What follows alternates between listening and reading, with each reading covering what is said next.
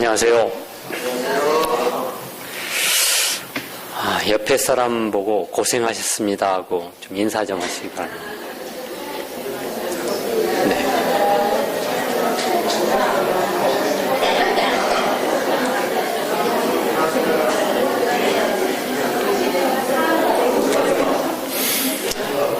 이 세상 사는 것이 고생입니다. 네. 힘드시죠? 먹고 사는 거.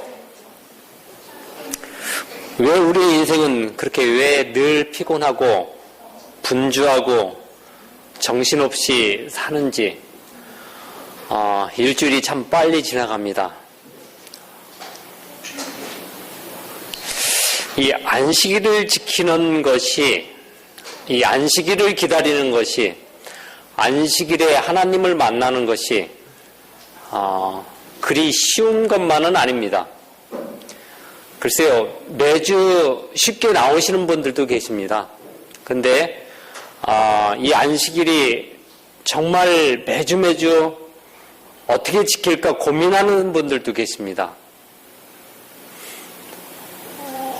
어떤 분들은 이 안식일 때문에 너무 힘들어서 포기할까 하는 그런 마음도 가지는 분들도 계실 겁니다.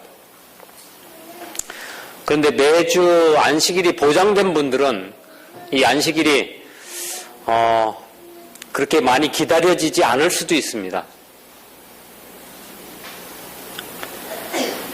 혹시 형식적으로 될 수밖에 없는 우리의 안식일이 될 수도 있다는 얘기입니다.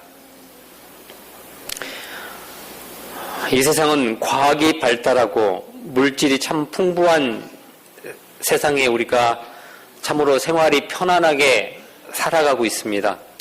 오히려 그것 때문에 신앙이 나태함과 유혹거리가 더 많아지는 세상에 우리가 살고 있다는 얘기입니다. 어떤 면에서 편하기에, 어떤 면에서 너무나 손쉽게 우리가 접할 수 있는 문명들이 많기 때문에 더 쉽게 유혹에 빠질 수도 있는 것들이 너무 많은 세상에 우리는 살고 있습니다.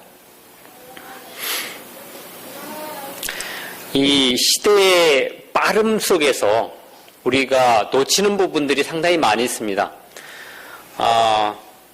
우리 교회에서 가장 느린 분이 어느 분이신지 아십니까? 네?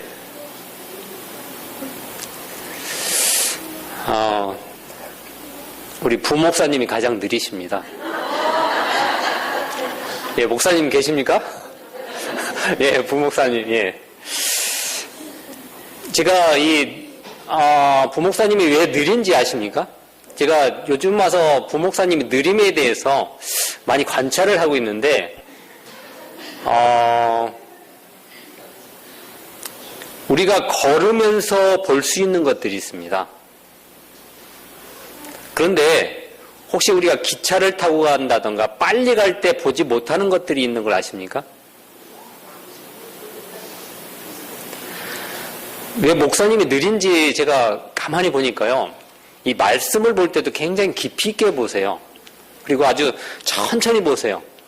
그리고 어떤 거 판단할 때나 어떤 결정하고 일을 할 때도 한 번쯤 더 생각하고 하시더라는 얘기입니다.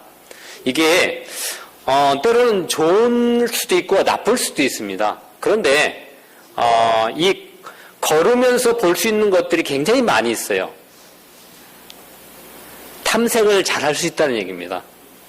그런데 이 걸은 것보다 빠른 게 자전거지 않습니까? 그죠? 자전거를 타면은 우리가 걸을 때 걸을 때 관찰하던 것을 놓치는 경우가 많다는 얘기입니다.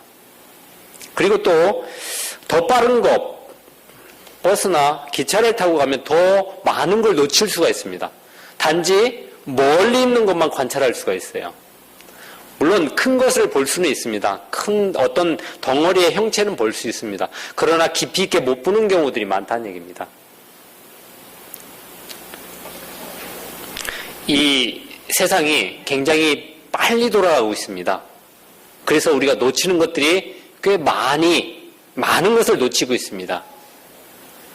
좀 더 우리는 때로는 속도를 낮춰서 느리지만 하나님의 말씀을 잘 관찰할 필요가 있다는 얘기입니다. 이 말씀 속에 깊이가 있다는 얘기입니다. 우리가 성경을 볼 때도 전체를 한번 훑어보는 것도 굉장히 좋은 매력입니다. 또 말씀과 말씀을 연결해서 보는 것도 굉장히 중요한 얘기입니다. 또 한 단원의 말씀을 굉장히 깊이 있게 보는 것도 굉장히 중요한 얘기입니다. 이 세 가지가 잘 융합돼서 성경 말씀을 깊이 있게 공부하는 것들이 굉장히 우리한테 유익하다는 얘기입니다. 제가 너무 바쁘게 삽니다. 물론 저보다 바쁘신 분들도 계시지만 저는 여러 가지 일들을 지금 하고 있습니다. 운동기구 일도 하고 아이들 가르치는 일도 하고 무역 일도 하고 이렇게 여러 가지 일들을 좀 많이 하고 있습니다. 그래서 만나는 사람들도 많고 굉장히 바쁘게 지내고 있습니다. 그러면서 왜 이렇게 바쁘게 살까? 그렇다고 제가 굉장히 돈을 많이 버는 건 아닙니다. 근데 보통 우리가 생활하면서 이 먹고 사는 거에 굉장히 얽매여 있으니까 하나님 보는 것이 더 굉장히 소홀히 하는 경우들이 많아지고 있습니다. 그리고 피곤하기 때문에 내가 이 교회 나오는 것도 어떤 때는 망설여질 때가 있다는 얘기입니다. 육체의 피곤이, 정신적인 피곤이 우리가 하나님께 나오는 것, 하나님께 나와서 경배드리는 것을 못하게 하는 경우들이 많다는 얘기입니다. 그러면서 제가 생각하는 것이 이 애굽 생활과 우리가 뭐가 다를까? 애굽인들이 생활하는 것과 애굽 땅에서 이스라엘 백성들이 생활하는 것과 뭐가 다를까를 굉장히 많이 고민을 하게 됐습니다. 요셉이 특별히 이스라엘 백성들한테 고센 땅을 달라고 요구를 했습니다. 하나님께서 고센 땅을 준비시켜준 이유가 있습니다. 고센 땅은 애굽인들이 살고 있는 곳에서 북동쪽에 위치하고 있습니다. 그래서 기름진 땅, 아주 기름진 땅인데 그것을 특별히 애굽인들이 이스라엘 백성들한테 주었던 이유는 그들이 목축을 하기 때문에 그렇습니다. 이스라엘 백성들은 목축하는 백성이었고 애굽 백성들은 농업을 하는 백성들이었습니다. 이 애굽 백성들은 목축하는 업을 굉장히 천박하게 여겼습니다. 그래서 요셉이 부모님들을 모셔올 때 본인들이 목축을 한다는 이야기를 일부러 하게 만들었습니다. 그래서 고센 땅을 그들이 가질 수 있도록 그렇게 미리 준비를 시켰는데 또 다른 목적이 있었습니다. 그 고센 땅을 일부러 구역에 구분된 이유는 애굽 백성들과 구별된 생활을 하기 위해서, 구별된 습관과 구별된 것을 먹고 살고 할 수 있도록 구별돼서 그들한테 그 땅을 주었습니다. 또 한 가지 이유는요, 그것은 가나안과 가장 가까운, 애굽인들이 북동쪽이기 때문에 가나안과 가장 가까운 바로 가나안에 갈 수 있는 그런 국경에 위치해 있었습니다. 그런데 그들한테 과연 요셉이 죽고 나서 모세가 출애굽할 때까지 430년이라는 시간이 흘렀습니다. 이 430년이라는 시간 동안 이스라엘 백성들이 과연 애굽인들과 구별돼서 살았다고 생각하십니까?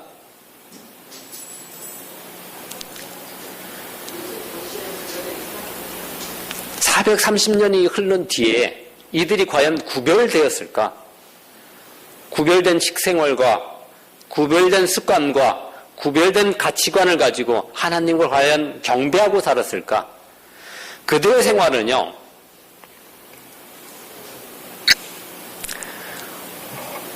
예언의 신에 이렇게 기록되었습니다. 전반적으로 안식일은 무시되었고, 전반적이라는 얘기는 전부 다는 아니란 얘기입니다. 그죠? 전반적으로 안식일은 무시되었고, 그들의 감독들이 가혹함이 안식일을 준수를 사실상 불가능하게 만들었다. 안식일을 지키는 것이 그들이 종살이하고 노역하면서 역사하는 일을 함으로써 그들이 안식일을 지키기에 굉장히 힘들었다는 얘기입니다. 먹고 사는 문제들 때문에 안식일을 지키기가 굉장히 힘들었다는 얘기입니다. 그래서 안식일을 지키는 무리가 많지가 않았습니다. 소수에 불과했다는 얘기입니다. 그렇다면 지금 우리가 살아가는 지금 현재와 다를 게 없습니다. 우리가 안식일을 지키는 무리들이 그렇게 많지 않지 않습니까? 구별된 백성들로 그 땅을 주었는데 그들은 애굽인들과 결혼하기도 하고요. 애굽인들의 생활을 그대로 따라서 하고요. 애굽인들과 섞여서 살고요. 별반 다르지 않았었습니다. 그렇기 때문에 모세가 출애굽을 할 때 더 힘들었던 겁니다. 모세가 아마 그들이 준비됐다면요, 출애굽할 때 굉장히 쉽게 모세가 일사천리로 일을 진행했을 겁니다. 그런데 그들의 생활은 그렇게 구별된 생활이 아니었습니다.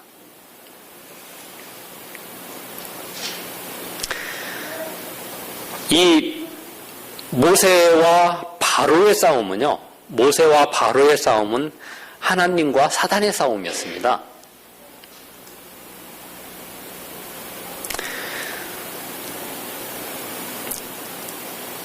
바로가 이야기합니다.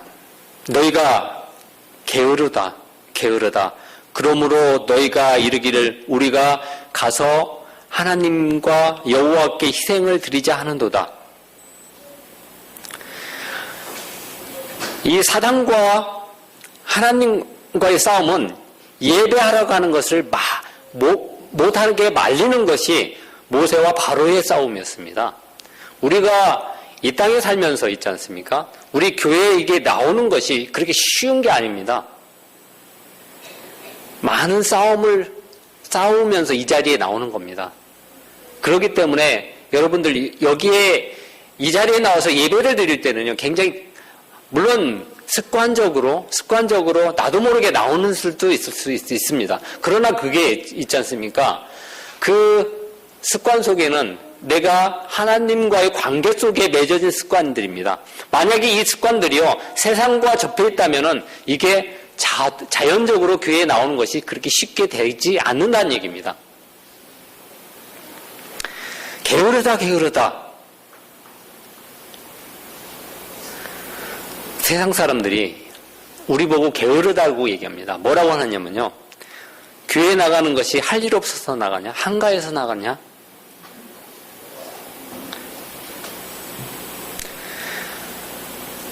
어떻게든 교회에 가는 것을 막으려고 하는 경우들이 많이 있다는 얘기입니다. 특히 혼자 신앙하는 분들이 이런 얘기를 많이 듣습니다. 할 일 없어서 교회 간다는 얘기. 예. 너희 하나님이 공의롭고 은혜로우며 애굽신들보다 능력이 더 많으면 왜 너희를 자유로운 민족으로 만들지 않느냐? 조롱도 합니다. 너네들 봐라. 너네들이 우리 종이잖아. 먹고 사는 것은 우리한테 달려있다.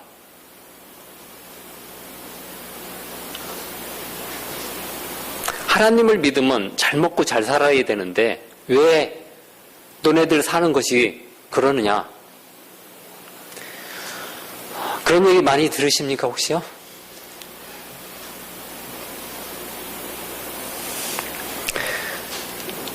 일부의 히브리인들은요, 이스라엘 백성들은 차라리 노예 생활이 더 나았다고 생각합니다.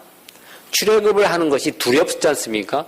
여러분, 광야에 가서 아무것도 없는 데 가서 산다는 것이, 출애굽을 한다는 것이 지금 살고 있는 형편과 처지가 차라리 더 나을 수도 있다는 얘기입니다.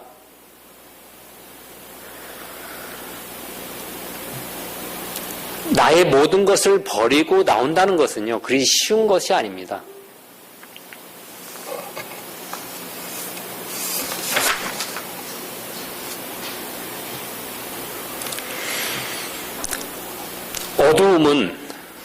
어둠이 짙어지면 짙어질수록 불빛은 더 환하게, 선명하게, 뚜렷하게 빛이 납니다.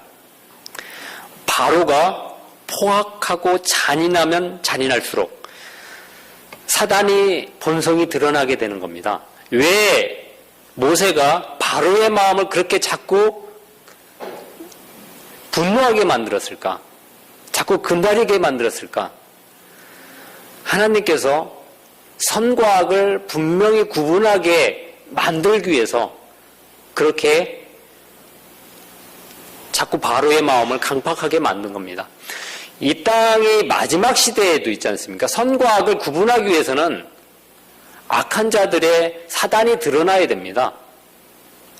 사단이라는 것을 드러낼 수 있도록 해야 된다는 얘기입니다. 그 싸움 틈에 우리가 있다는 얘기입니다. 우리가 선과 악을 구분할 수 있는 것은요, 자꾸 악한 것이 악한 것을 더 드러날 때 선이 더 드러날 수 있다는 얘기입니다. 사실 우리는 좀 두려움이 있지 않습니까? 이 마지막 시대에 은혜의 시기가 끝나고 우리들한테 어떤 두려움의 재앙들이 올까? 사실 두려움이 있습니다. 그러나 그것은요, 악한 것을 더 드러내기 위해서 그렇습니다. 우리가 선하다면은 그것을 더 두려워할 이유는 없다는 얘기입니다. 바로의 마음을 더 강팍하게 만들어서 악한 것을 더 드러내야 하나님의 백성의 선한 것을 더 드러낼 수 있다는 얘기입니다. 하나님의 공의와 사랑이 더 선명하게 드러날 수가 있다는 얘기입니다. 빛을 전한 사람들에게 말씀에 이런 말씀이 있습니다. 이스라엘 백성이 애굽을 떠나기 싫어할 만큼 부패하지 않았더라면 모세의 직무는 훨씬 쉬웠을 것이다.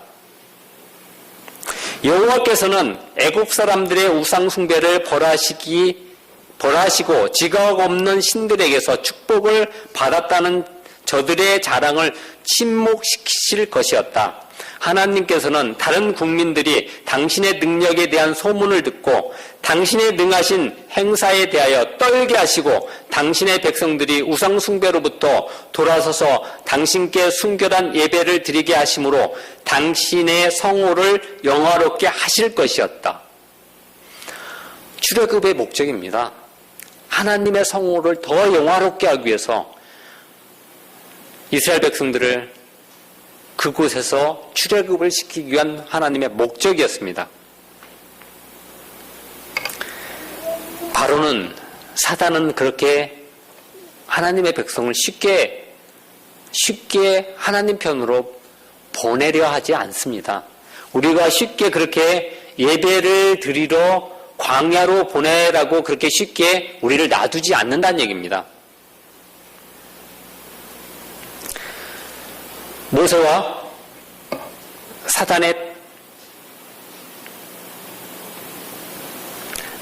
바로의 타협이 시작됩니다.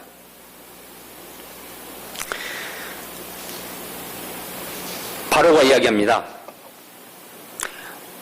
바로가 모세와 아론을 불러 이르되 너희는 가서 이 땅에서 너희 하나님께 제사 드리라. 이 땅에서, 애굽 안에서 드리란 얘기입니다. 벗어나지 말란 얘기입니다.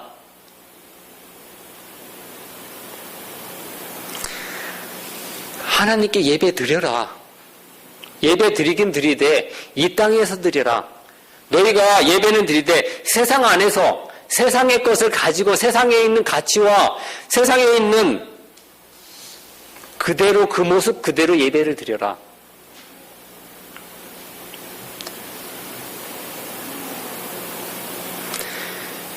죄악 세상이 있는 그 자체에서 예배를 드리라는 얘기입니다. 온전한 예배가 되겠습니까?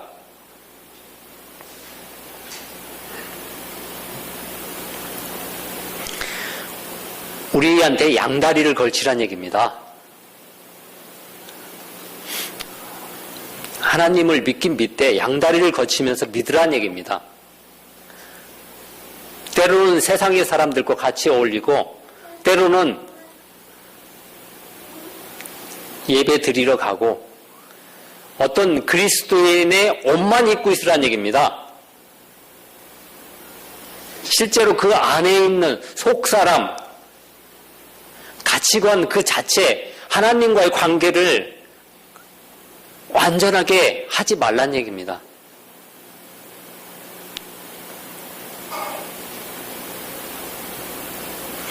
교회에는 나오지만 그 삶은 언제나 세상에 있게 만들라는 얘기입니다. 실물교훈 118쪽에 세상에는 하늘 진주를 항상 찾고 있는 것 같이 보이는 사람들이 있다. 그러나 그들은 저희의 좋지 못한 습관을 완전히 끊어버리지 않는다. 그들은 그리스도께서 저희 안에 사시게 하시기 위하여 자신에 대하여 죽지 않는다. 그들은 불순한 야망과 세상에 대한 애착을 굴복시키지 못했다. 그들은 십자가를 지고 극기의 희생의 길을 걸으시는 그리스도를 따라가지 않는다. 그들은 거의 그리스도인이 되기는 하였으나 아직 완전히 그리스도인이 아니다. 그들은 거의 하늘나라에 가까이 이른 것 같이 보이나 그곳에 들어갈 수는 없다. 네. 세상과 같이 양다리를 걸친 사람은 하늘나라에 들어갈 수 없다고 얘기합니다. 하늘문 앞에까지는 갈 수는 있어도 갈 수는 없다고 기록되어 있습니다.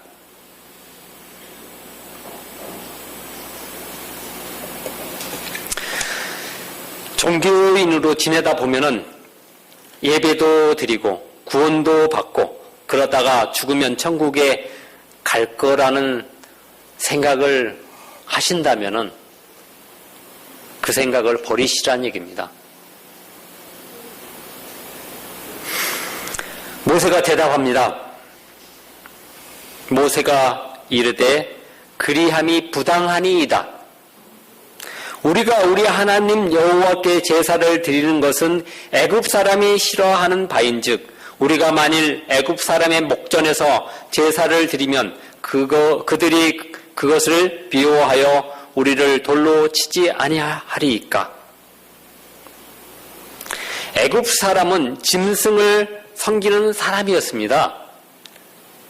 그런데 이스라엘 백성들은 짐승을 잡아서 하나님께 제사를 드립니다.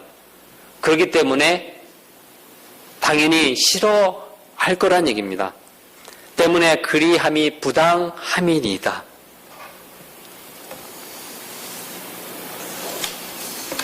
두 번째 제안을 합니다. 바로가 이르되 내가 너희를 보내리니 너희가 너희 하나님 여호와께 광야에서 제사를 드릴 것이나 너무 멀리 가지 마라. 너무 멀리는 가지 말라는 얘기입니다. 예배는 드리긴 드려라. 그런데 멀리 가지 마라.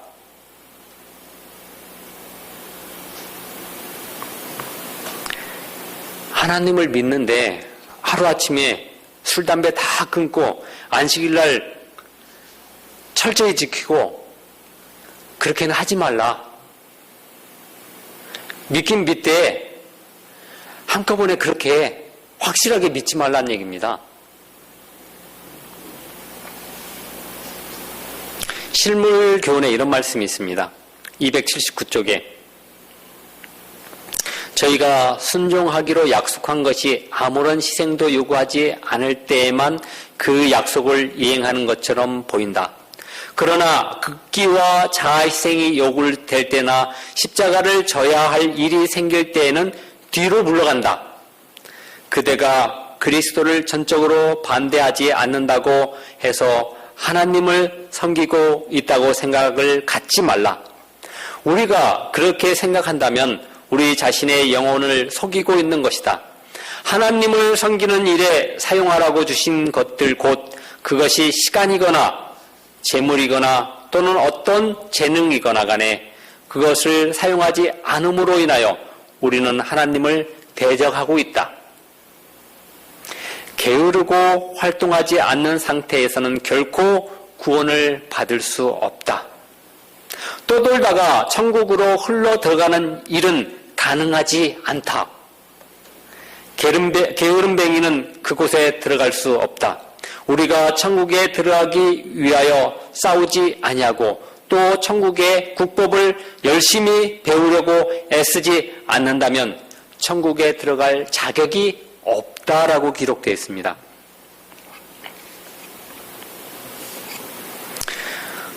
에스겔서 47장에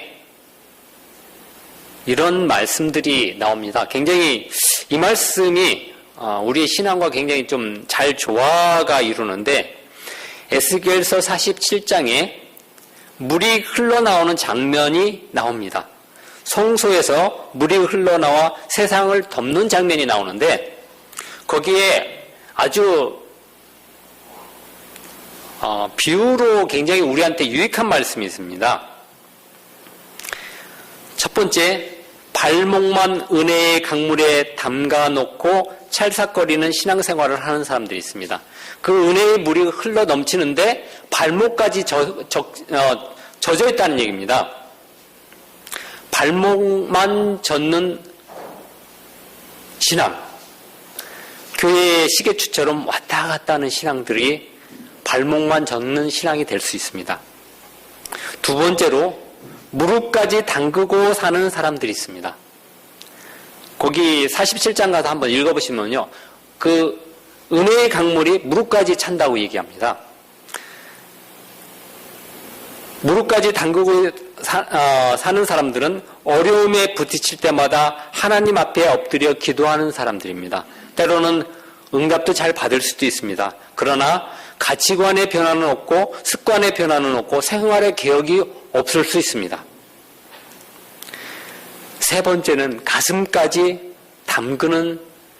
담그면서 살아가는 분이 계십니다. 감동을 아주 잘 받습니다. 가슴까지는. 그런데 아직도 온전히 하나님 앞에 삶을 완전히 맡기지는 못하는 삶을 살고 있습니다. 네 번째, 온몸을 담그고 하나님의 은혜의 강물에 온전히 맡겨진 생활을 하는 사람들이 있습니다. 우리는 하나님의 백성, 진정한 그리스도인이라고 이 사람들을 부릅니다. 온몸으로 그리스도의 충성을 다 바쳐 일하는 분들을 얘기하는 겁니다.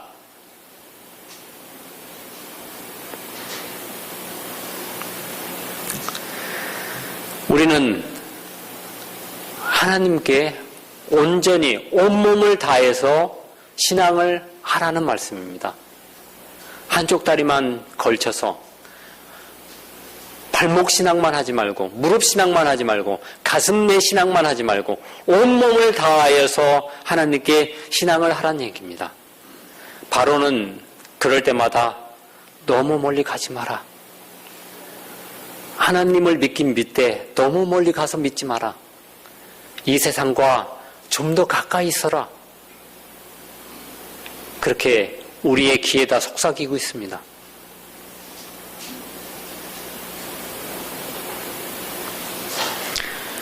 너희가 이 세상에서 멀리 떠나면은, 이 애굽에서 멀리 떠나면 먹을 거, 입을 거, 너네들이 걸쳐할 곳이 사라질 텐데 정말 이곳에서 멀리 갈 것인가?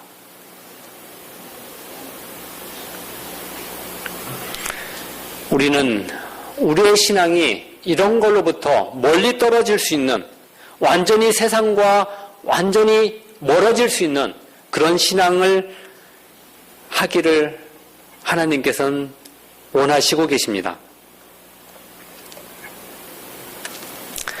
누가복음 5장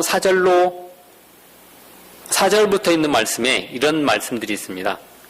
말씀을 마치시고 시몬에게 이르시되 깊은 데로 가서 그물을 내리고 고기를 잡으라. 시몬이 대답하여 가로되 선생이여 우리들이 밤이 맞도록 수고를 하였은데 얻은 것이 없지만은 말씀에 의지하여 내가 그물을 내리이다 하고 그리한즉 고기를 애운 것이 심이 많아 그물이 찢어지는지라. 시몬 베드로가 8절 시몬 베드로가 이를 보고 예수의 무릎 아래에 엎드려 가로되 주여 나를 떠나소서 나는 죄인이로소이다 하니 다른 제자들은 물질에 온 정신이 팔려 있을 때였습니다. 다른 제자들은 그물이 찢어지도록 많이 잡은 이 물고기에 정신이 팔려 있을 때 베드로는 예수님을 보게 된 겁니다. 예수님을 보고 그 앞에 가서 무릎 꿇고 나는 죄인이로소이다. 나를 떠나소서. 다른 제자들과 보는 눈이 달랐던 베드로입니다. 그는 물질보다는 예수님을 먼저 보는 안목을 가지고 있었습니다. 예수님께서 말씀하십니다. 이는 자기와 및 함께 있는 모든 사람이 고기 잡힌 것을 인하여 놀랐고 세베대의 아들로서 시몬의 동역자인 야고보 요한도 놀랐습니다. 예수께서 시몬에게 일러 가라사대 무서워 말라. 이제 후로는 내가 사람을 취하리라 하시니 저희가 배들을 육지에 대고 모든 것을 버리고 예수를 쫓으니라. 어부의 생명은 뭡니까? 고기 잡는 배입니다. 배를 버리고 예수님을 쫓았던 것입니다. 그들이 가지고 있는 가치관은 완전히 예수님께 모든 것을 맡기는 그런 신앙의 가치관을 가지고 있었습니다. 신앙을 하나님께서 요구하는 신앙들은요, 우리들한테 온몸으로 온전히 모든 것을 바치는 것을 원하십니다. 베드로와 그의 제자들처럼 그렇게 예수님을 쫓기를 바라시는 것들입니다. 세 번째, 바로가 이야기합니다. 모세가 가로되 우리가 여호와의 절기를 지킬 것인즉 우리가 남녀노소와 우양을 데리고 가겠나이다. 바로가 그들에게 이르되 내가 너희와 너희 어린 것을 보내면 여호와를 너희와 함께 하게 함과 일반이라 삼가할지어다. 너희 경영이 악하니라. 그가 불가하니 너희 남정만 가서 여호와를 섬기라. 이것이 너희를 구하는 바니라. 바로가 이야기하는 것은 남자만 가라는 얘기입니다. 좋아, 열심히 믿긴 믿어. 그러나 너 혼자만 믿어라. 내 남편, 내 아내, 내 가족, 내 이웃들, 내 친척들, 그들과 같이는 가지 마라. 믿긴 믿되 혼자 믿어라. 사단은 우리들한테 이야기합니다. 혼자만 믿어. 너 혼자 믿는 것으로 족해라.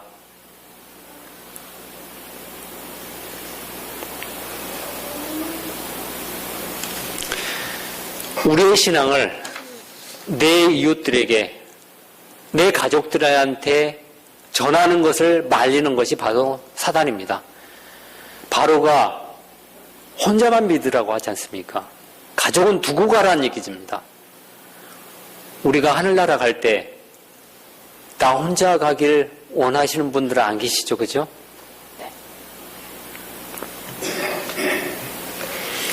네 번째, 바로가 또 이야기합니다. 바로가 모세를 불러 이르되 너희는 가서 여호와를 섬기되 너희의 양과 소는 머물러 두고 너희 어린 것들을 너희와 함께 갈지니라. 물질적인 것은 가지고 가지 말란 얘기입니다.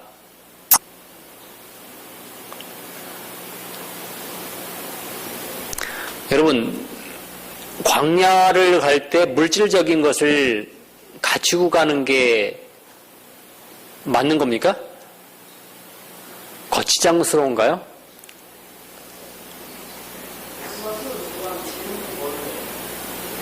재물은 뭘로 드린,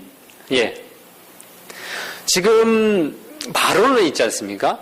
바로는 자기가 욕심에 그것을 취하려는 게 아니고 여기서는 하나님께 우리가 물질적인 것을 드리는 것을 막는 겁니다. 우리가 교회에 나올 때 하나님께 헌물을 드리는 거, 우리가 하나님께 제사를 드리기 위해서 우리가 가지고 나오는 것들을 사단은 가지고 나오지 못하게 말리고 있는 겁니다. 우리가 하나님께 진정으로 드리는 것들, 우리가 물질적으로 하나님께 감사를 드리는 것들도 사단은 가지고 나오지 못하게 만들고 있는 겁니다. 혹시 남편이 신앙을 안 하시는 분들 가끔 그런 얘기 하시는 경우들이 있습니다. 교회 가면 헌금 좀 적게 내라고, 돈 좀 가지고 가지 말라고. 그런 분들이 계실 수도 있습니다. 네.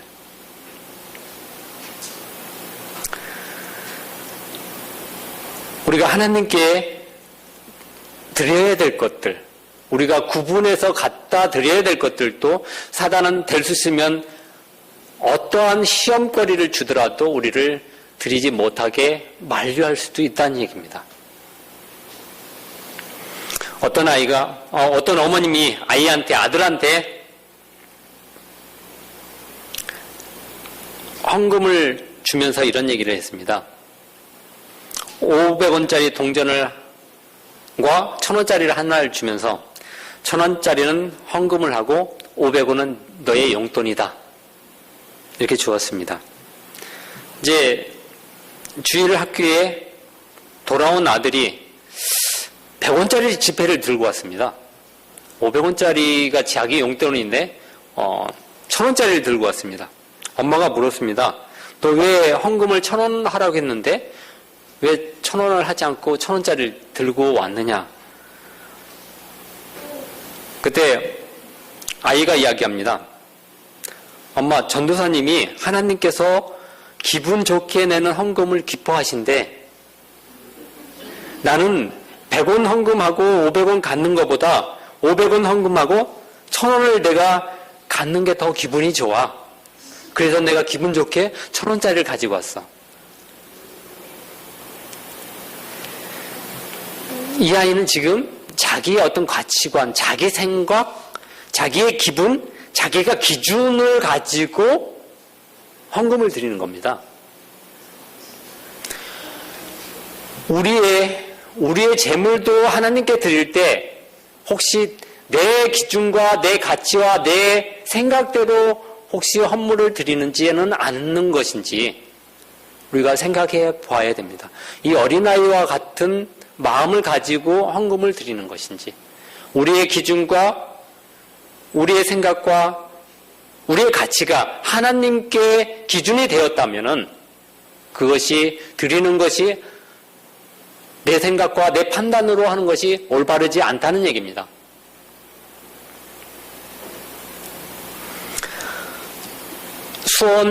수원에 있는 저희 수원에 있는 어느 교회에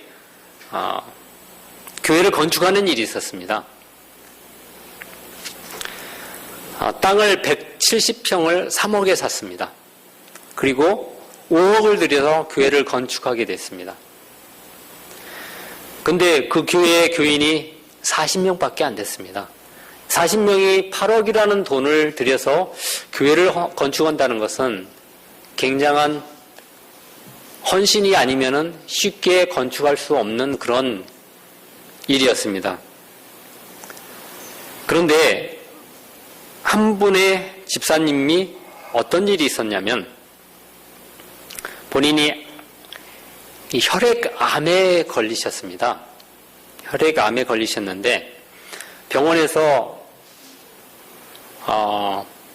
수술을 하지 않으시면은, 그러니까 척수에서 골수 이식을 하지 않으면은 3개월 만에 죽을 수밖에 없다고는 그런 판정을 받았습니다.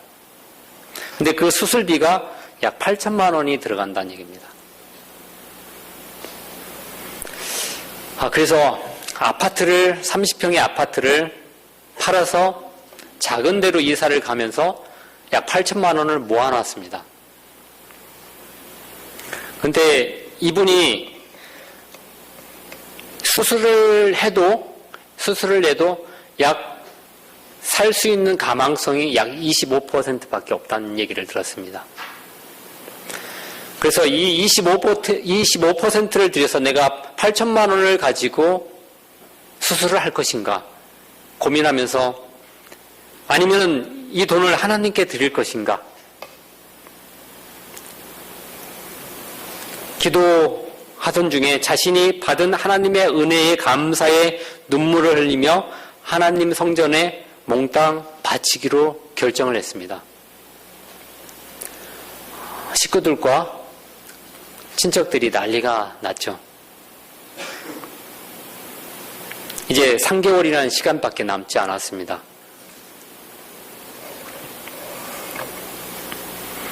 그런데 그분이 지금도 살아계십니다. 예.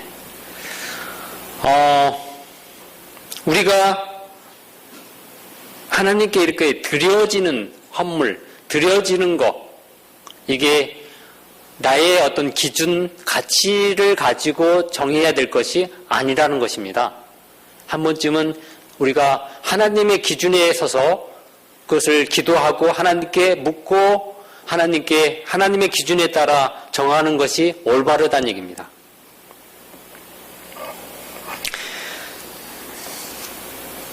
사단은 우리가 어떻게든 하나님께 경배드리는 것을 못하게 말리는 것이 그의 목표입니다. 우리가 안식일이 되어서 하나님 전에 나오는 것, 이게 하루아침에 쉽게 결정돼서 나오는 것이 아닐 수 있습니다. 그러나 정말 이 안식일이 올바른 하나님께 드려지는 경배의 안식일이 되기 위해서 수많은 선악의 싸움들이 오늘도 내일도 계속 우리한테는 주어질 것입니다. 그렇다면 우리가 그 싸움에서 이길 수 있도록 늘 하나님 편에 서 계시기를 간절히 바라겠습니다. 청년에게 보내는 기별을 읽고 마치도록 하겠습니다. 나는 이 은혜를 어떻게 얻을 수 있는지에 대하여 보았다. 골방에 들어가서 홀로 하나님께 구하라. 하나님이여 내 속에 정한 마음을 창조하시고 내 안에 정직한 영을 새롭게 하소서. 열렬하고 진실하라. 열렬한 기도에는 역사하는 힘이 많다. 야곱처럼 기도로 씨름하라. 고뇌하라. 예수님을 동산에서 큰 핏방울 같은 땀을 흘리셨다. 그대는 노력을 해야 한다. 하나님 안에서 강해진 것을 느낄 때까지 그대의 골방을 떠나지 마라. 그리고 깨어 있으라. 그대가 깨어 기도하고 있는 한 그대는 이 악한 기질들을 정복할 수 있다. 그리하면 하나님의 은혜가 그대 안에 나타낼 수 있고 또한 나타날 것이다.